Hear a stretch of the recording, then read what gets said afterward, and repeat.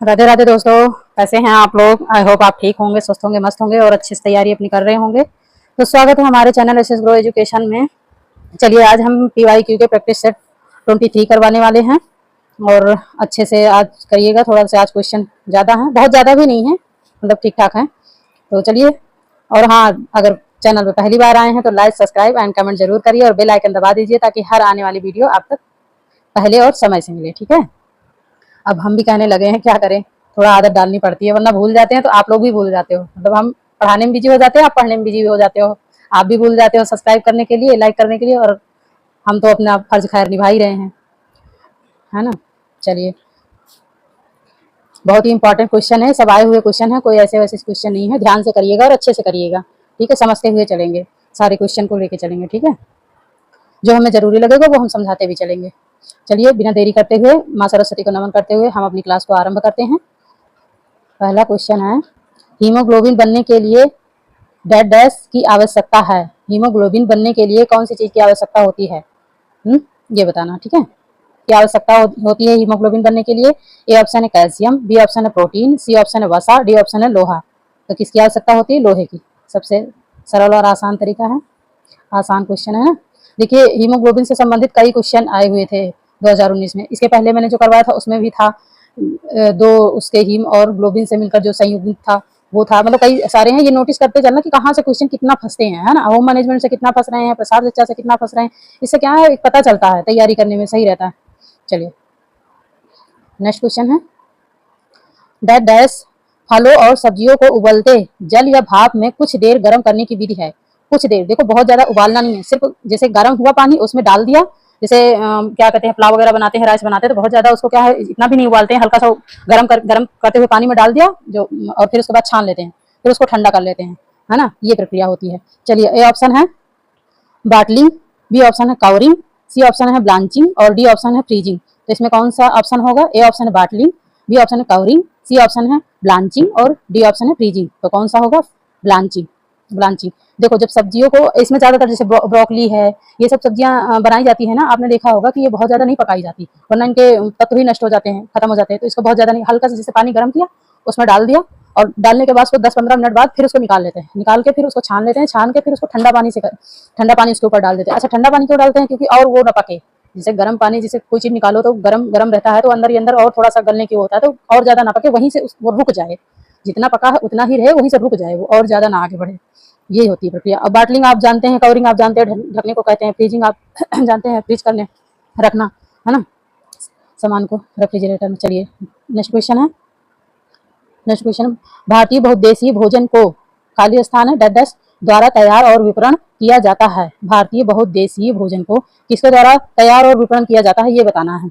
A option है CFTRI द्वारा, B option है NIN द्वारा, सी ऑप्शन WHO द्वारा और डी ऑप्शन है यूनिसेफ द्वारा।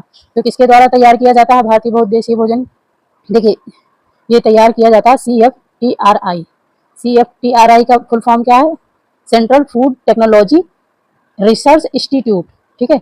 Central food technology research institute, मतलब कि ये केंद्रीय खाद्य प्रौद्योगिकी अनुसंधान संस्थान द्वारा जो है, यह वैज्ञानिक अनुसंधान जो परिषद है, ये एक भारतीय खाद्य अनुसंधान संस्थान है, ठीक है। और इसका मुख्यालय कहाँ पे, इसका मुख्यालय कहाँ पे है, मैसूर।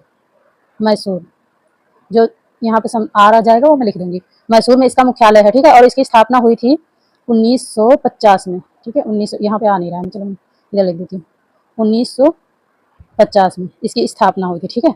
ये स्थापना हुआ था, ठीक है। नेक्स्ट क्वेश्चन है, खाद्य मिलावट की रोकथाम अधिनियम वर्ष कब पारित हुआ, मतलब खाद्य मिलावट रोकथाम अधिनियम कब पारित हुआ था, ये बताना। ए ऑप्शन 1951 में, बी ऑप्शन 1952 में, सी ऑप्शन 1953 में, डी ऑप्शन 1954 में। आप लोगों को पता होगा 1954 में, है ना। 1954 में खाद्य रोकथाम अधिनियम, मतलब जो मिलावट करते हैं वो रोकथाम अधिनियम 29 सितंबर 1954 को पारित हुआ था, ठीक है। ये 29 सितंबर को हुआ था, 29 सितंबर 29 सितंबर 29 सितंबर को 1954, ये खुद ही लिखा है, पारित हुआ था। और 1 जून 1955 को लागू हुआ था। लागू कब हुआ था, लागू हुआ था 1955 को, ठीक है। चलिए, नेक्स्ट क्वेश्चन है, जीवन को अर्थ देता है, जीवन को अर्थ देता है, जीवन को क्या है जो अर्थ देता है, ठीक है। ए ऑप्शन है लक्ष्य, बी ऑप्शन है मूल्य, सी ऑप्शन है मानक, डी ऑप्शन है धन। तो जीवन को अर्थ कौन प्रदान करता है? मूल्य। मूल्य, जो हमारे मूल्य होते हैं ना, वो हमारे जीवन को अर्थ प्रदान करते हैं। ठीक है, चलिए नेक्स्ट क्वेश्चन है, दीर्घा अवधि लक्ष्य संभाव्यता डैट डैट समझे जाते हैं। दीर्घा अवधि लक्ष्य संभाव्यता समझे जाते हैं। ए ऑप्शन अस्थाई, बी ऑप्शन है अस्थाई, सी ऑप्शन है लचीला और डी ऑप्शन उपयुक्त में से कोई नहीं। तो कौन सा होगा? दीर्घकालीन अस्थाई होते हैं। अस्थाई होते हैं दीर्घकालीन लक्ष्य, जो लंबे समय तक, जो लंबे समय के लिए जो लक्ष्य गोल जो बनाए जाते हैं वो अस्थाई होते हैं, है ना। चलिए नेक्स्ट क्वेश्चन, कॉफी बनाना निर्णय का एक उदाहरण है। कॉफी बनाना कौन से निर्णय का उदाहरण है, ये बताना है। ए ऑप्शन है आदतन, बी ऑप्शन है तुरंत, सी ऑप्शन है चेतन, डी ऑप्शन है आपात। ये मैंने पहले भी करवाया है। तो कॉफी बनाना का ऐसा उदाहरण आदतन, आदत हो जाती है ना जिसको। चलिए नेक्स्ट क्वेश्चन है, डैश डैश प्रयास वह जहां हमारी आंखें हमारे शरीर की गति को निर्देश करती हैं।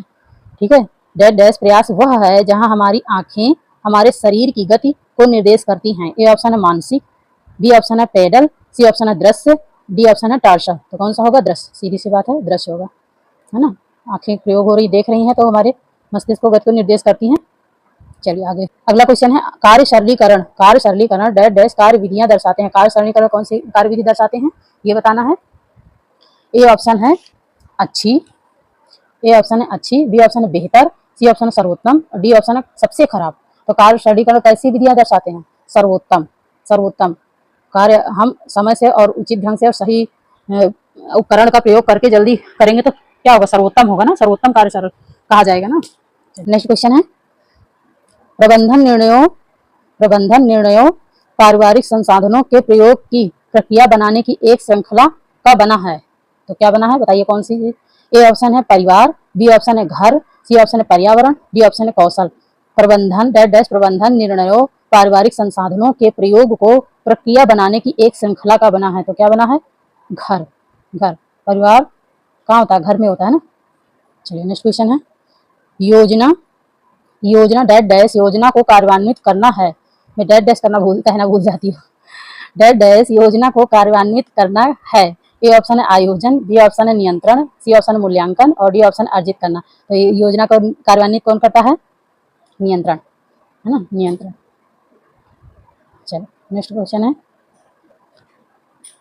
समस्या को परिभाषित करना निर्णय निर्माण प्रक्रिया में डैश डैश चरण है। कौन से चरण में समस्या को परिभाषित किया जाता है, ये बताना है। ए ऑप्शन है पहला, बी ऑप्शन है दूसरा, सी ऑप्शन है तीसरा और डी ऑप्शन है चौथा। ए ऑप्शन है पहला और बी ऑप्शन है दूसरा, सी ऑप्शन है तीसरा, डी ऑप्शन है चौथा। तो कौन सा होगा? पहला। समस्या को पहले, कोई समस्या हो जैसे आयोजन नियोजन नियंत्रण मूल्यांकन आपने पढ़ा होगा, तो सबसे पहले क्या है? समस्या को परिभाषित करते हैं, समस्या क्या है, फिर कार्य को कार्यान्वित करते हैं, है ना, नियंत्रण करते हैं, फिर सबसे लास्ट में क्या आता है? मूल्यांकन आता है। ये आपने पढ़ा होगा सारा। चलिए नेक्स्ट क्वेश्चन है, कौन सा मानवीय और गैर मानवीय संसाधन दोनों का उदाहरण है? कौन सा मानवीय और गैर मानवीय, मैंने इसको बताया है बहुत अच्छे से, एनसीईआरटी क्लास जब करवाई थी मैंने, तो उसमें मानवीय कौन कौन से उदाहरण आते हैं और गैर मानवीय कौन कौन से आते हैं, ये मैंने सारे अच्छे से बताए हुए हैं। चलिए ऑप्शन है, ए ऑप्शन है ऊर्जा, बी ऑप्शन है कौशल, सी ऑप्शन है क्षमता, डी ऑप्शन है रुचि। तो मानवीय और गैर मानवीय दोनों का एक ही उदाहरण कौन सा ऐसा है, ये बताना है। कौन सा है? ऊर्जा।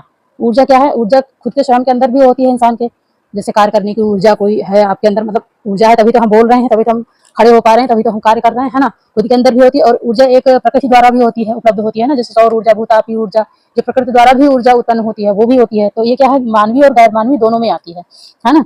बाकी ये कौशल, क्षमता, रुचि, ज्ञान, समय, ये सब क्या है? ये सब है मानवीय साधन। ठीक है, मानवीय साधन, रुचि, कौशल, क्षमता, ये खुद इंसान के अंदर होती है। और जो गैर मानवीय, जो बाहर होती है, धन संपत्ति, बहुत सारी चीजें आती है इसमें, है ना, तो हो गए गैर मानवीय। चलिए नेक्स्ट क्वेश्चन है, प्रबंधन का अर्थ है प्रबंधन समस्याओं में विज्ञान का अनुप्रयोग। डैश डैश प्रबंधन का अर्थ है प्रबंधन समस्याओं में विज्ञान का अनुप्रयोग। चलिए ऑप्शन देखते हैं क्या है। ऑप्शन है, ए ऑप्शन है समस्या, बी ऑप्शन है हल, सी ऑप्शन है वैज्ञानिक, डी ऑप्शन कलात्मक। तो क्या होगा? वैज्ञानिक।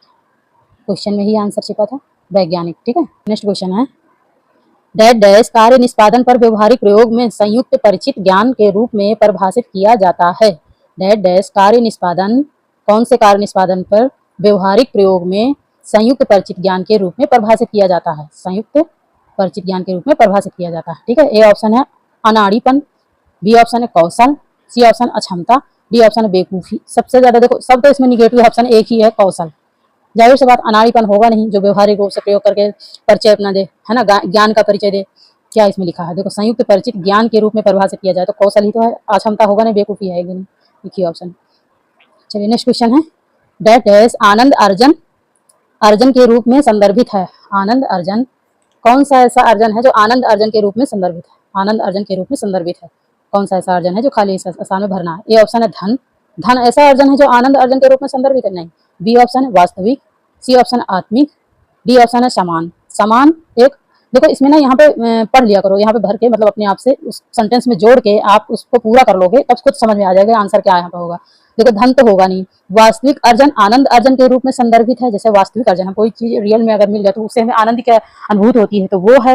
या आत्मिक अर्जन है जिससे हमें आनंदित अनुभूत करते हैं, हमें कहते हैं बहुत अंदर से अच्छा फील होता है। या समान है, समान भी नहीं होगा। दो ऑप्शन तो देखो कट गए, एक ये कट गया, एक ये कट गया। अब दो में से एक ऐसा बताना है कि जो है, तो आप इसमें बताइए क्या होगा, क्या होगा? आत्मिक अर्जन। आप ना कमेंट करके जरूर बताया करो कि आपको हमारे आंसर बताने से पहले जो जिसमें आंसर पता चल जाता है आपको आता है, या कमेंट करके बताया करो तो हमें भी पता चलता है कि हाँ हमारे स्टूडेंट कितने मतलब एक्टिव हैं और कितना मतलब तैयारी अच्छे से कर रही हैं कि इनको इतने क्वेश्चन मैंने करवाया और इतने क्वेश्चन में इनको ऑलरेडी इतने आंसर आते थे, मतलब कितना अच्छी तैयारी आपकी है। इससे थोड़ा हमें भी पता चलता है, खुशी भी होती है कि आप लोगों का लेवल क्या है ना। ठीक है, हाँ आत्मिक अर्जन में समझा दूं, आत्मिक अर्जन वो है जो हमारे अंदर से आत्मा को अनुभूति, अच्छी अनुभूति की प्राप्ति होती है, एक अच्छा फील होता है। जैसे हम किसी की सेवा करते हैं या किसी को हम कुछ किसी के लिए कुछ अच्छा सहयोग करते हैं, है ना, कहते हैं किसी की मदद करना, तो उससे क्या होता है, आत्मिक अनुभव का एक अच्छा फीलिंग होती है ना, अच्छा अनुभव होता है, आनंद होता है, तो उस चीज से है। ठीक है, चलिए नेक्स्ट क्वेश्चन है, डैश डैश वृद्धावस्था में आर्थिक असुरक्षा। देखो आ इसमें जोड़ दिया, असुरक्षा को घटाना है,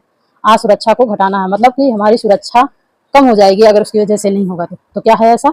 ए ऑप्शन है मजदूरी, बी ऑप्शन है वेतन, सी ऑप्शन है सेवाएं, डी ऑप्शन है बचत। तो कौन सा ऐसा है जो आर्थिक असुरक्षा को घटाता है, मतलब बढ़ाता नहीं कि हमारी मतलब सुरक्षा घट गई, अब हम सुरक्षित ही नहीं रह गए हैं, अब हम अनसेफ महसूस कर रहे हैं, ऐसा नहीं है। मतलब असुरक्षा को घटाता है, हमारे सुरक्षितता को और बढ़ाएगा वो। ठीक है, कहने का मतलब ये है सुरक्षित महसूस करेंगे। तो ए ऑप्शन है मजदूरी, बी ऑप्शन है वेतन, सी ऑप्शन है सेवाएं, डी ऑप्शन है बचत। तो क्या है इसमें? बचत। वृद्धावस्था में तो वेतन मिलेगा नहीं, जब इंसान रिटायर हो जाता है, जो बचत करता है, जो पेंशन उनसन आती है, जो भी बचत करता है, तो उससे क्या होगा, वो सुरक्षित महसूस करता है ना, वो असुरक्षा को घटाता है, वो सुरक्षित महसूस करता है। चलिए नेक्स्ट क्वेश्चन, डेड डैश का अर्थ है एक घर के आंतरिक भाग को ताजा करने के लिए दूषित वायु को बाहर निकाल कर शुद्ध वायु का परिसंचरण करना। चलो बताओ, ये भी क्वेश्चन मैंने करवाया था। डेड डैश का अर्थ है एक घर में आंतरिक भाग को ताजा करने, मतलब अंदर के कमरों का अंदर के भाग को ताजा और शुद्ध करने के लिए अशुद्ध वायु, दूषित वायु को बाहर निकालकर शुद्ध वायु को परिसंचरण करना। क्या है ऑप्शन? ए ऑप्शन है आस्पेक्ट, बी ऑप्शन है वायु का आवागमन, सी ऑप्शन है संभावना, डी ऑप्शन है म्यूरम। तो कौन सा होगा इसमें? वायु का आवागमन। सीधी सी बात है भाई, समांतन से संबंधित है ना, वायु का आवागमन होगा, समांतन होगा, अच्छा वातावरण होगा, अशुद्ध वायु बाहर जाएगी, शुद्ध वायु अंदर आएगी, है ना। चलिए नेक्स्ट क्वेश्चन है, रेखाओं, रूपों, रंगों और संरचनाओं की व्यवस्था से संदर्भित है। डैश डैश रेखाओं, रूपों, रंगों और संरचनाओं की व्यवस्था से संदर्भित है। ये सब चीजें उसमें यूज होती हैं, कौन सा ऐसा है बताना है। ए ऑप्शन है रूप, बी ऑप्शन है आकृति, सी ऑप्शन है सामंजस्य, डी ऑप्शन है डिजाइन। रेखाओं, रूपों, रंगों और संरचनाओं की व्यवस्था से संदर्भित है, मतलब रेखा, रूप, रंग, संरचना ये सब किसमें आते हैं? ए ऑप्शन है रूप, बी ऑप्शन आकृति, सी ऑप्शन है सामंजस्य, डी ऑप्शन है डिजाइन। तो किसमें आते हैं? डिजाइन में। डिजाइन एक ऐसी कला है, दृश्य कैसी कला है? दृश्य कला। डिजाइन में शामिल जो तत्व है मुख्य रूप से रेखा, आकार, है ना, रेखा, आकार, रूप, रंग, मूल्य, बनावट और स्थान, ये सब क्या है? डिजाइन के मूल तत्व है। ठीक है, चलिए नेक्स्ट क्वेश्चन है, डिजाइन, डिजाइन सिद्धांत डैश डैश संबंध के नियम से संदर्भित है। डिजाइन सिद्धांत किसके संबंध के नियम से संदर्भित है, ये बताना है। ए ऑप्शन है समानुपात, बी ऑप्शन है संतुलन, सी ऑप्शन है लय, डी ऑप्शन है जोर। देखिए ये होते तो सारे यूज है, जोर, लय, है ना, लय, संतुलन। एक डिजाइन बनाएंगे तो एक संतुलन बना के रखेंगे, लय रखेंगे तो डिजाइन और अच्छा लगेगा, है ना, जोर, पैटर्न। पर इसमें सारे दिए नहीं है, तो हमें किसी एक को बताना जिसमें सारे आ जाएं। ठीक है, मतलब संतुलन, समानुपात, पदानुक्रम, सफेद स्थान जो होता है, जोर, विविधता, एकता, विपरीतता, नियम, पैटर्न, दोहराव, गति, लय, ये सब सारे जो है डिजाइन, हम कोई चीज डिजाइन बनाते हैं तो इस सब चीजों को ध्यान में रख के बनाते हैं, है ना। चलिए तो इसमें क्या होगा ऑप्शन? समानुपात। समानुपात, हर एक चीज को एक समान अनुपात में ही यूज करेंगे। संतुलन बनाएंगे तो एक समान अनुपात में संतुलन, लय, जोर, मतलब किसी चीज पे जोर दिया जाए, फोकस किया जाए, जोर का मतलब फोकस किया जाए कि वो ज़्यादा हाईलाइट हो दिखे। तो एक समान अनुपात ही होगा, बहुत ज़्यादा नहीं होगा कि इतना ज़्यादा हो जाए कि मतलब चकाचौंध लगे, और इतना भी ना हो कि हाईलाइट नज़र ही ना आए। तो हर एक चीज़ का समान अनुपात होता है डिज़ाइन बनाते समय। चलिए नेक्स्ट क्वेश्चन है गड्ढा। नेक्स्ट क्वेश्चन है गड्ढा युक्त पृष्ठ वाले फर्नीचर को क्या कहते हैं? गड्ढा नहीं होगा, गद्दा होगा। वही तो कह रहे क्योंकि फर्नीचर है, तो फर्नीचर में कौन सा गड्ढा होता है? गद्दा होगा। ठीक है, ये जो है गद्दा, दा है यहाँ पे। ठीक है, गद्दा, ये हलंत है। गद्दा युक्त पृष्ठ वाले फर्नीचर को क्या कहते हैं, ये बताना है। तो क्या कहते हैं? ए ऑप्शन है ड्राइव कहते हैं, ड्राइवर कहते हैं, बी ऑप्शन है मेज कहते हैं, सी ऑप्शन है कुर्सी कहते हैं, डी ऑप्शन अपहोल्डरिंग कहते हैं। तो क्या होगा? अपहोल्डरिंग होगा। गद्दा युक्त फर्नीचर, आप देखो कुर्सी तो टाइट होती है, हाँ कुर्सी पे नहीं, सोफे में होता है। गद्दा युक्त क्या होता है? सोफा होता है ना, गुलगुला सा होता है, सोफा बैठो। तो गद्दा युक्त जो होता है फर्नीचर होता है जिसमें ऐसे मतलब गद्दे युक्त वो फर्नीचर यूज किए जाते हैं। आपने देखा होगा कहाँ पार्लर वगैरह में ऐसे चेयर होती है जो उड़ जाती है, गद्दा युक्त उसमें सीट लगी होती है ना, अपहोल्डरिंग होती है वो। मतलब कि जो इसको असबाब भी कहते हैं, इसका दूसरा नाम क्या है? होल्डरिंग का असबाब, असबाब। ठीक है, आप समझ गए होंगे यार। गद्दा तो आपने फर्नीचर, बहुत सारे फर्नीचर आपने देखे हैं, ऐसा थोड़ी ना है सिर्फ गद्दा ही गद्दा थोड़ी कि सिर्फ बेड पे ही बिछाने के लिए ही यूज होता है। गद्दा तो और चीजें नहीं होती है, सोफा होता है, चेयर होता है, और बहुत सारी चीजें होती हैं बैठने के, उठने के, और बिछाने के काम आती है, बिछाने में भी काम आती है ना। थोड़ी सी मोटी टाइप में, गुलगुली टाइप में जो फर्नीचर होती है, चलिए वो होता है अपहोल्डरिंग कहलाते हैं। चलिए नेक्स्ट क्वेश्चन है डेट डैश पदार्थ की स्पर्शनीय पृष्ठ गुणवत्ता है, कौन से गुणवत्ता कहलाती है? ए ऑप्शन है संरचना, बी ऑप्शन है भ्रम, सी ऑप्शन प्रभाव, डी ऑप्शन है वस्तु। इसमें इसमें डेट डैश है तो इसमें संरचना पदार्थ की स्पर्शनीय पृष्ठ गुणवत्ता कहलाती है, या भ्रम पदार्थ की स्पर्शनीय पृष्ठ गुणवत्ता कहलाती है। पृष्ठ मतलब समझ लो, पृष्ठभूमि जो कहते हैं ना, ये जमीन, कोई कपड़ा लो, चद्दर लो, वैसे लो, तो कहते हैं ना इसका जमीन ग्रीन है और इसके फूल जो हैं, जो डिजाइन ऊपर फूल वगैरह बने हैं, ये लाल कलर या नीले कलर के। तो जमीन वो जो पूरे उसमें होता है, मतलब चद्दर या जो भी होता है, उसकी पृष्ठभूमि को कहते हैं। तो वो बताना है। स्पर्शनीय पदार्थ स्पर्शनीय पृष्ठभूमि की गुणवत्ता मतलब उसको छूने पे कैसा महसूस होता है, कैसा पता चलता है। ठीक है, ये बताना है। तो ए ऑप्शन है संरचना, बी ऑप्शन है भ्रम, सी ऑप्शन प्रभाव, डी ऑप्शन है वस्तु। हम इतने देसी तरीके से बताते हैं, अगर इसमें भी आप ना पकड़ पाओ, ना समझो, तो फिर बेकार ही है यार, है ना। इतने आसानी तरीके से हम बताते हैं, हम तो खुद ही नहीं घुमा फिरा के बताते हैं। तो क्या है? संरचना। संरचना देखो, भ्रम तो होगा नहीं।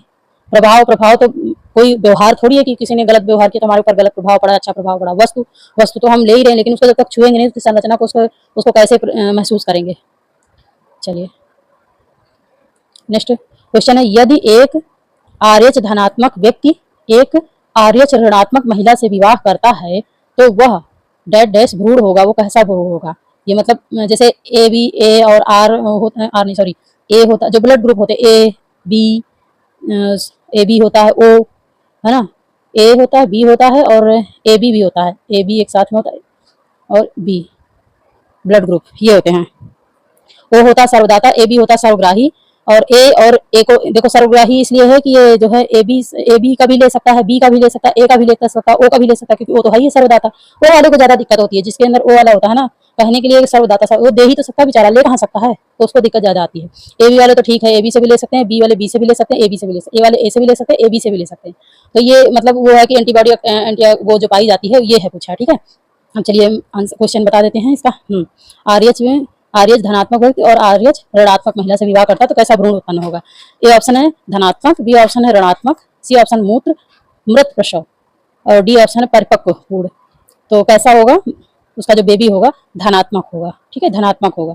इससे कोई वो नहीं है कि अगर आर्यच धनात्मक व्यक्ति है और आर्यच ऋणात्मक महिला है तो उसका भ्रूण जो है आर्यच ऋणात्मक होगा, ऐसा नहीं है, धनात्मक होगा। ठीक है, अब कोई ए ब्लड ग्रुप का है, कोई ए बी ब्लड ग्रुप का है, हस्बैंड वाइफ, तो उसके बच्चे में क्या होगा? या तो बी ब्लड ग्रुप होगा, या ए ब्लड ग्रुप होगा, या ए बी भी हो सकता है। वैसे तो ए और बी में से ही कोई होगा।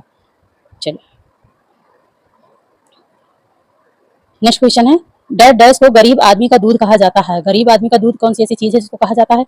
ए ऑप्शन है रागी, बी ऑप्शन है गेहूं, सी ऑप्शन है ज्वार, और डी ऑप्शन है बाजरा। तो कौन सा ऐसा चीज है जिसको गरीब आदमी का दूध कहा जाता है? ए ऑप्शन है रागी, बी ऑप्शन है गेहूं, सी ऑप्शन है ज्वार, डी ऑप्शन है बाजरा। कौन सा होगा? रागी। रागी कैसा होता है आपको पता है? रागी मोटा अनाज है, मोटा अनाज है।